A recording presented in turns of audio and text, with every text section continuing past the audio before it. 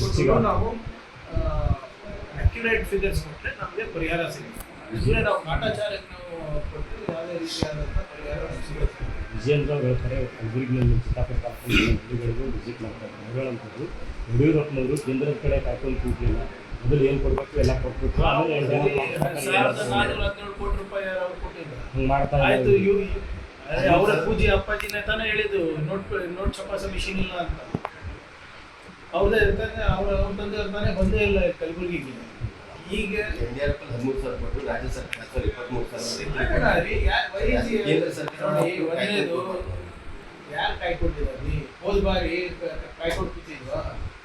Supreme court ನಾವು ನಮ್ದೇನು ಪಾಲಿದೆ ನಮ್ಗೆ ಕೊಟ್ಟು ಸುಪ್ರೀಂ ಕೋರ್ಟಿಗೆ ಹೋಗ್ಬೇಕಾಗಿತ್ತು. ನಾವು ಮತ್ತೊಬ್ಬರಿದ್ದಾರೆ ಬಿಜೆಪಿ ಅವರು, ವಿಜೇಂದ್ರ ಅವರಿಗೆ ನಾನು ದಯವಿಟ್ಟು ನೆನಪಿಸ್ಲಿಕ್ಕೆ ಬಯಸ್ತಾ ಇದ್ದೀನಿ. ಹೋದ ಬಾರಿ ಸುಪ್ರೀಂ ಕೋರ್ಟ್ ಏನು ಆದೇಶ ಕೊಟ್ಟಿದೆ ಸ್ವಲ್ಪ ಓದಿ. ರಾಷ್ಟ್ರ ಸರ್ಕಾರ ಕೇಂದ್ರ ಸರ್ಕಾರ ಅಂತಂದು ರಾಜ್ಯ ಸರ್ಕಾರ ನಮ್ಮ ಕರ್ತವ್ಯ ನಾವು ಮಾಡಿದ್ಮೇಲೆ ನಿಮ್ಮ ಹತ್ರ ಕೇಳಿತ್ತು. ಆಮೇಲೆ ಅವ್ರು ಏನು ಬಿಜೆಪಿ ಅವ್ರು ಹೆಂಗೆ ಬಿಂಬಿಸ್ತಾ ಇದ್ದಾರೆ ಅಂದರೆ ನಮ್ಮೆಲ್ಲರೂ ಭಾಳ ದೊಡ್ಡ ಉಪಕಾರ ಮಾಡ್ತಾ ಇದ್ದಂಗೆ ಇದೆ ಅಲ್ಲ ಕೇಂದ್ರ ಸರ್ಕಾರ. ತೆರಿಗೆ ನಮ್ಮದು, GST ಪಾವತಿ ಮಾಡ್ತಾರೆ ನಾವು. ಈಗ ನಿಮ್ಮ IT-ಗೆ ಏನು ಎಕ್ಸ್ಪೋರ್ಟ್ಸ್ನಲ್ಲಿ 4.5 ಲಕ್ಷ ಕೊಡ್ತಾ ಇರೋದು ನಾವು. ಏನು ದೊಡ್ಡ ಉಪಕಾರ ಮಾಡ್ತಾ ಇದ್ದೀರಾ ನೀವು? ನಮ್ಮ ಬೆವರಿಗೆ ತಕ್ಕ ಬೆಲೆ ಕೊಡಿ ಅಂತ ಇದ್ದೀವಿ ಅಷ್ಟೇ.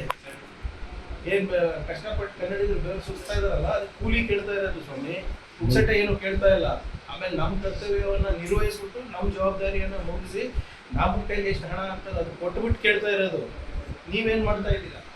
ನೀವು ಎಲ್ಲರೂ ಸೇರಿ ಹೋಗಿ ಅಲ್ಲಿ ಸರ್ಕಾರಕ್ಕೆ ಒತ್ತಾಯ ಆಗೋದು ಬಿಟ್ಟು ಅಲ್ಲಿ ಕೇಳ ನಿಮಗೆ ತಾಕತ್ತು ಇಲ್ಲ, ದಮ್ಮಿಲ್ಲ.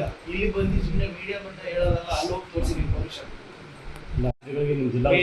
ನಾವೇನು ಬಿಜೆಪಿ ಅವ್ರಿಗೆ ಅಟೆಂಡೆನ್ಸ್ ಹಾಕ್ಬೇಕಲ್ರಿ? ಜನರಿಗೆ ತಾನೇ ಅಟೆಂಡೆನ್ಸ್ ಹಾಕಬೇಕು. ಅಟೆಂಡೆನ್ಸ್ ಹಾಕಿಲ್ಲ ಅಂದರೆ ಜನರು ತೀರ್ಪು ತಗೋತಾರೆ, ಜನರು ನಮ್ಗೆ ಶಿಕ್ಷೆ ಕೊಡ್ತಾರೆ ಚುನಾವಣೆಯಲ್ಲಿ. ಇವ್ರ ಹತ್ರ ಹೇಳ್ಬಿಟ್ಟು ಹೋಗ್ಬೇಕಾ? ಇವ್ರ ಹತ್ರ ನಾವು ಕೊಡ್ಬೇಕಾ?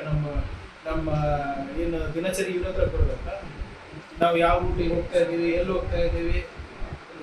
We are not responsible for BJP. Opposition ಇದ್ದಾರೆ, ಕೇಳಲಿ, ಟೀಕೆ ಮಾಡಲಿ, ಅವ್ರದ್ದೇನಾದರೂ ಸಲಹೆಗಳಿದೆ ಸ್ವೀಕಾರ ಮಾಡೋಣ. ಸುಮ್ಮನೆ ಟೀಕೆ ಮಾಡೋಕ್ಕಲ್ಲ.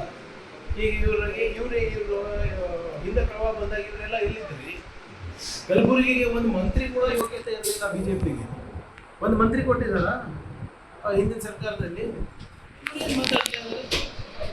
ಕಲ್ಯಾಣ ಕರ್ನಾಟಕದಲ್ಲಿ ಎಷ್ಟು ಚೆನ್ನಾಗಿ ನೋಡ್ಕೊಂಡಿದ್ದಾರೆ ಅಂತ ಹೋದ ಬಾರಿ ಬಿಜೆಪಿ ಸರ್ಕಾರ ಇದ್ದಾಗ ಅದಕ್ಕೆ ಜನರಲ್ಲ ಇಷ್ಟು ಭಾರಿ ಬಹುಮತದಿಂದ ನಾವು ಗೆಲ್ಲಿಸಿದ್ದು. We are responsible government, we are responsive government. ನಾವು ಮಾಡ್ತೀವಿ.